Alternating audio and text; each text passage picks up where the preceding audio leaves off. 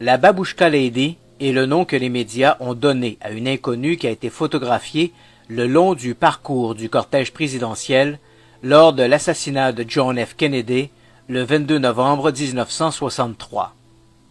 À ce jour, son identité reste incertaine.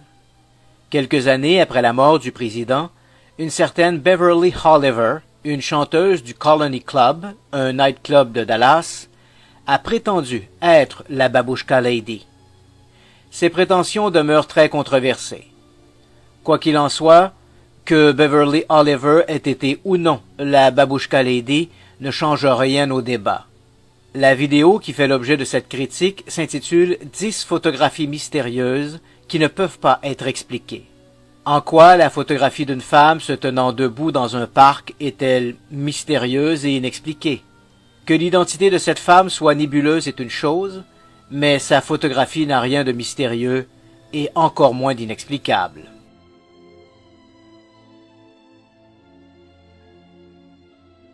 Les lumières d'Esdalen sont rapportées depuis des décennies dans la vallée d'Esdalen, une région rurale à 430 km au nord d'Oslo. Les lumières apparaissent au-dessus d'une petite vallée escarpée et perdurent de longues minutes. Elles évoluent en suivant des trajectoires qui vont parfois à l'encontre des vents dominants. Depuis le début des années 1990, l'Université d'Oslo finance une recherche sur ces anomalies. Pour l'instant, et même si les chercheurs ignorent la mécanique et la nature exacte de ces lumières, ils sont unanimes à croire en un phénomène naturel de type plasma, voisin des lueurs sismiques, ces plasmas qui jaillissent de la Terre avant un tremblement de terre. Les lumières d'Esdalen sont les seules à mériter leur place dans cette vidéo des 10 photographies mystérieuses qui ne peuvent pas être expliquées.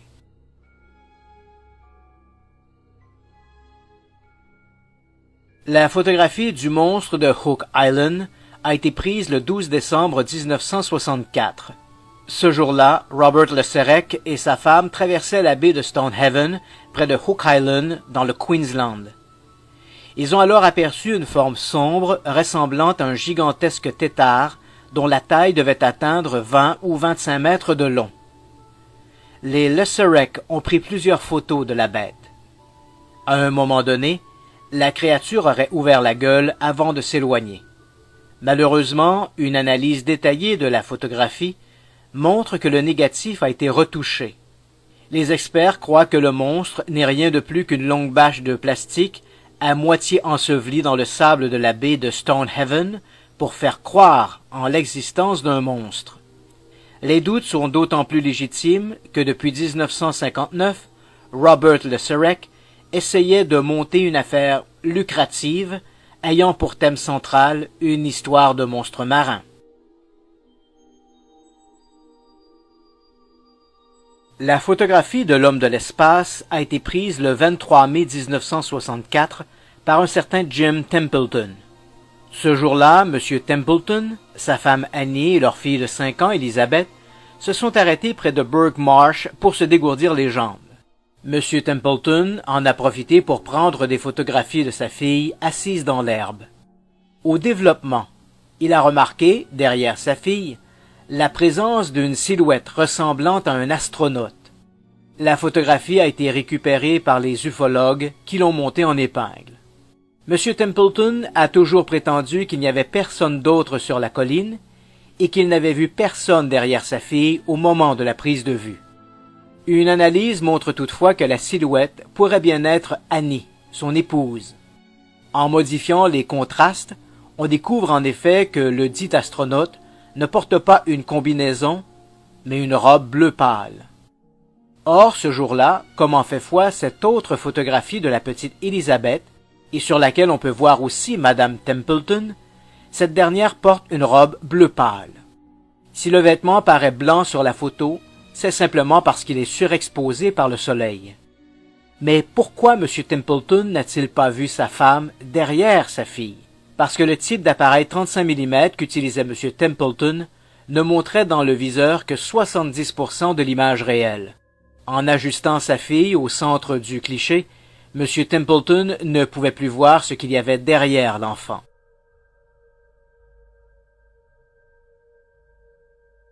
Cette photographie est souvent reprise sur le web pour illustrer une photo de fantôme.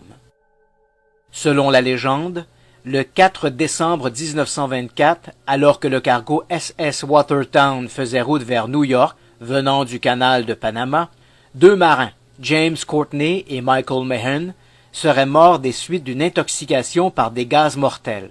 Leurs corps auraient été inhumés en mer. Au cours des jours suivants, les visages des défunts marins seraient apparus à quelques reprises dans les vagues entourant le SS Watertown. Lors de l'une de ces apparitions, le capitaine aurait pris une photo.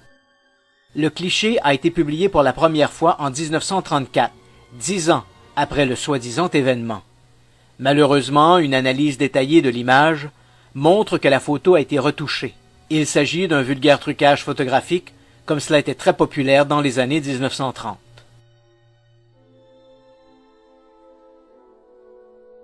Dans l'univers du fantastique, il existe une rumeur persistante voulant qu'un satellite artificiel d'origine extraterrestre et vieux de 10 000 ans serait en orbite autour de la Terre.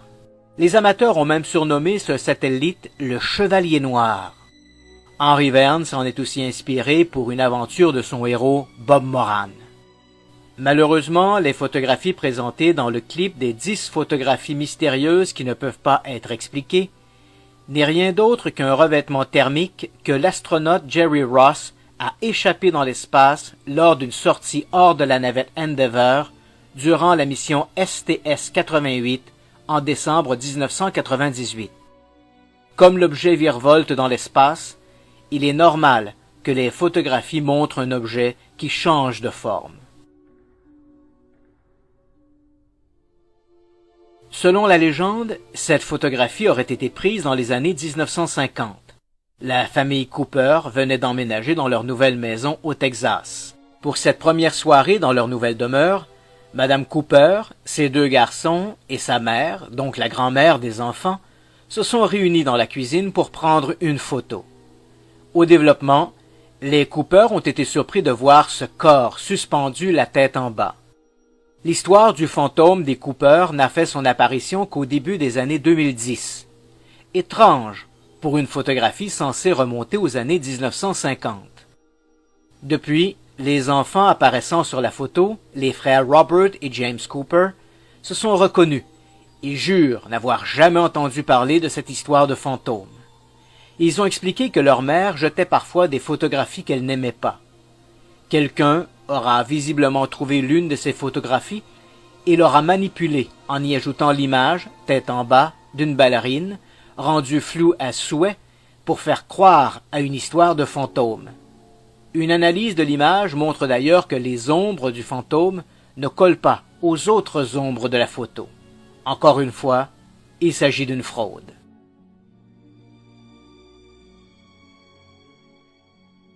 Cette photographie, nous dit-on, a été prise sur la Lune lors de la mission Apollo 17 en décembre 1972. La photo a été mise de côté par la NASA parce que surexposée. Mais, en jouant avec les contrastes, certains ont fait apparaître des formes géométriques, allant même jusqu'à y voir une pyramide sur la Lune. La photographie est authentique. Elle porte le numéro AS 1735-20680 dans les archives de la NASA. Pour comprendre ce qu'elle montre, il faut la remettre dans son contexte. Lors de la mission Apollo 17, les astronautes avaient leur caméra Hasselblad fixée sur la poitrine et la pellicule se trouvait dans un magasin accroché sur la partie arrière.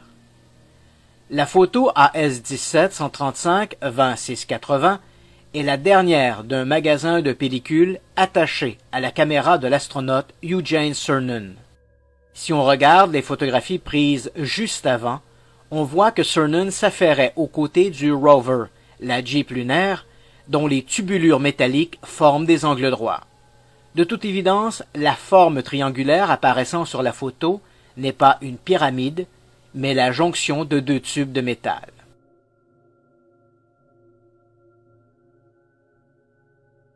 Cette photographie aurait été prise lors de l'amnistie du 11 novembre 1918 aux installations HMS Daedalus, des baraquements de la RAF situés dans le sud de l'Angleterre.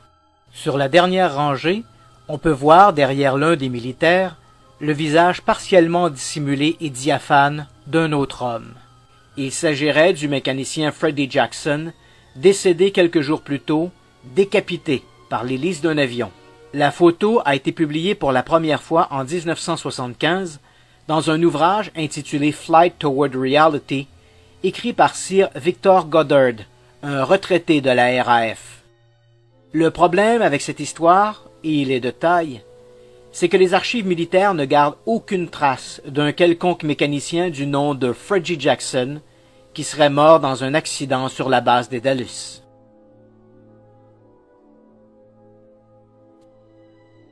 Elisa Lam, une étudiante chinoise de 21 ans, naturalisée canadienne, a été retrouvée sans vie dans une citerne située sur le toit de l'hôtel Cecil à Los Angeles le 19 février 2013. La cause de la mort est la noyade. Les dernières images montrant la jeune femme en vie proviennent d'une caméra de sécurité placée dans l'ascenseur de l'hôtel. On y voit la jeune femme entrer et sortir.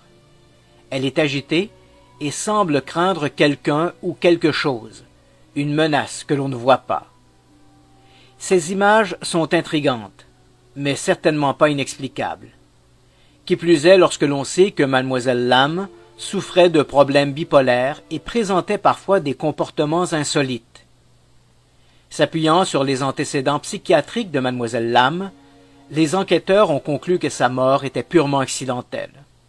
Cela dit, plusieurs éléments restent intrigants dans la mort de Mademoiselle Lam, mais les images de la caméra de sécurité n'en font pas partie.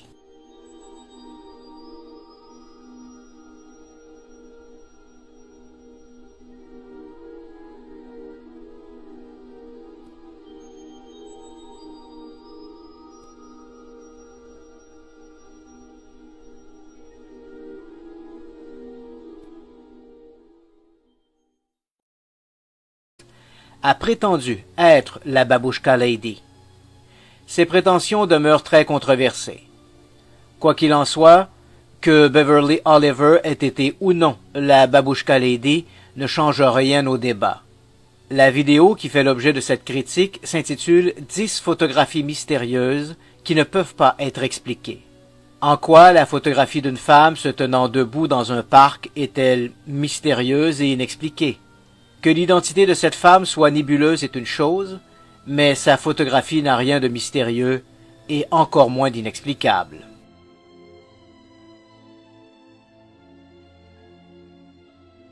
Les lumières d'Esdalen sont rapportées depuis des décennies dans la vallée d'Esdalen, une région rurale à 430 km au nord d'Oslo.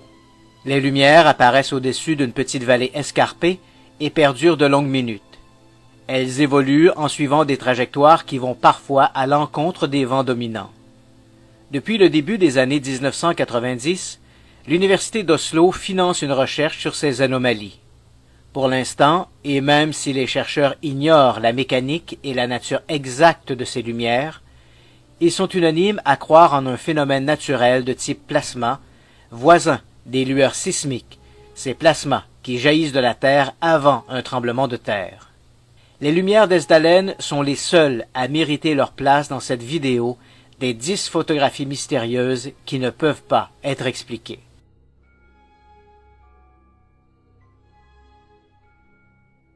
La photographie du monstre de Hook Island a été prise le 12 décembre 1964. Ce jour-là, Robert Le Serec et sa femme traversaient la baie de Stonehaven, près de Hook Island, dans le Queensland. Ils ont alors aperçu une forme sombre ressemblant à un gigantesque tétard dont la taille devait atteindre 20 ou 25 mètres de long. Les Le Serec ont pris plusieurs photos de la bête. À un moment donné, la créature aurait ouvert la gueule avant de s'éloigner. Malheureusement, une analyse détaillée de la photographie montre que le négatif a été retouché. Les experts croient que le monstre n'est rien de plus qu'une longue bâche de plastique à moitié ensevelie dans le sable de la baie de Stonehaven pour faire croire en l'existence d'un monstre. Les doutes sont d'autant plus légitimes que depuis 1959, Robert Le Serec essayait de monter une affaire lucrative ayant pour thème central une histoire de monstre marin. La photographie de l'homme de l'espace a été prise le 23 mai 1964 par un certain Jim Templeton. Ce jour-là, M. Templeton sait de cette histoire de fantôme. Ils ont expliqué que leur mère jetait parfois des photographies qu'elle n'aimait pas. Quelqu'un aura visiblement trouvé l'une de ces photographies et l'aura manipulée en y ajoutant l'image, tête en bas, d'une ballerine, rendue floue à souhait, pour faire croire à une histoire de fantôme. Une analyse de l'image montre d'ailleurs que les ombres du fantôme ne collent pas aux autres ombres de la photo. Encore une fois, il s'agit d'une fraude.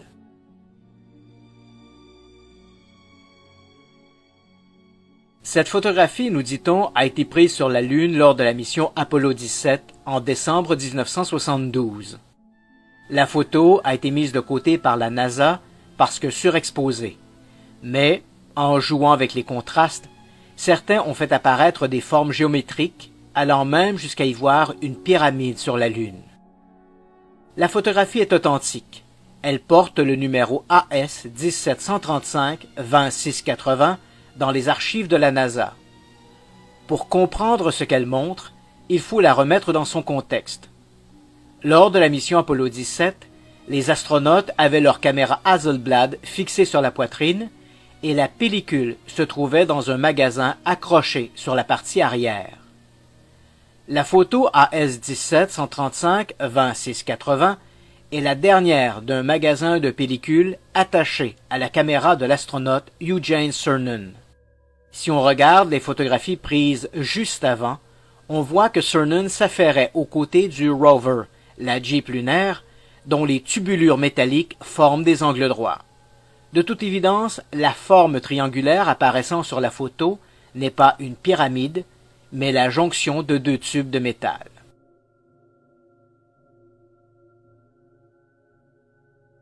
Cette photographie aurait été prise lors de l'amnistie du 11 novembre 1918 aux installations HMS Daedalus, des baraquements de la RAF situés dans le sud de l'Angleterre. Sur la dernière rangée, on peut voir derrière l'un des militaires le visage partiellement dissimulé et diaphane d'un autre homme. Il s'agirait du mécanicien Freddie Jackson, décédé quelques jours plus tôt, décapité par l'hélice d'un avion. La photo a été publiée pour la première fois en 1975 dans un ouvrage intitulé Flight Toward Reality, écrit par Sir Victor Goddard, un retraité de la RAF.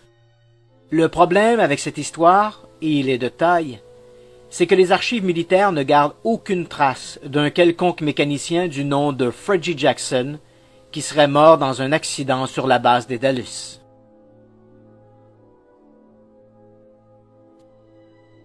Elisa Lam de monter une affaire lucrative ayant pour thème central une histoire de monstres marins. La photographie de l'homme de l'espace a été prise le 23 mai 1964 par un certain Jim Templeton. Ce jour-là, M. Templeton, sa femme Annie et leur fille de 5 ans, Elizabeth, se sont arrêtés près de Burgh Marsh pour se dégourdir les jambes. M. Templeton en a profité pour prendre des photographies de sa fille assise dans l'herbe.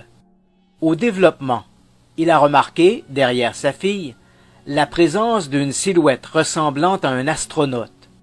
La photographie a été récupérée par les ufologues qui l'ont montée en épingle. M. Templeton a toujours prétendu qu'il n'y avait personne d'autre sur la colline et qu'il n'avait vu personne derrière sa fille au moment de la prise de vue.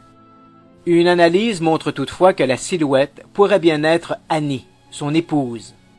En modifiant les contrastes, on découvre en effet que le dit astronaute ne porte pas une combinaison, mais une robe bleu pâle. Or, ce jour-là, comme en fait foi cette autre photographie de la petite Elizabeth, et sur laquelle on peut voir aussi Madame Templeton, cette dernière porte une robe bleu pâle. Si le vêtement paraît blanc sur la photo, c'est simplement parce qu'il est surexposé par le soleil. Mais pourquoi M. Templeton n'a-t-il pas vu sa femme derrière sa fille? Parce que le type d'appareil 35 mm qu'utilisait M. Templeton ne montrait dans le viseur que 70% de l'image réelle. En ajustant sa fille au centre du cliché, M. Templeton ne pouvait plus voir ce qu'il y avait derrière l'enfant.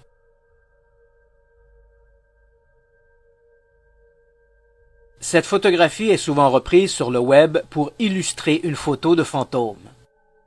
Selon la légende, le 4 décembre 1924, alors que le cargo SS Watertown faisait route vers New York, venant du canal de Panama, deux marins, James Courtney et Michael Mahon, seraient morts des suites d'une intoxication par des gaz mortels. Leurs corps auraient été inhumés en mer. Au cours des jours suivants, les visages des défunts marins seraient apparus à quelques reprises dans les vagues entourant le SS Watertown. Lors de l'une de ces apparitions, le capitaine aurait pris une photo. Le cliché a été publié pour la première fois en 1934, 10 ans après le soi-disant événement. Malheureusement, une analyse détaillée de l'image montre que la photo a été retouchée. Il s'agit d'un vulgaire trucage photographique, comme cela était très populaire dans les années 1930.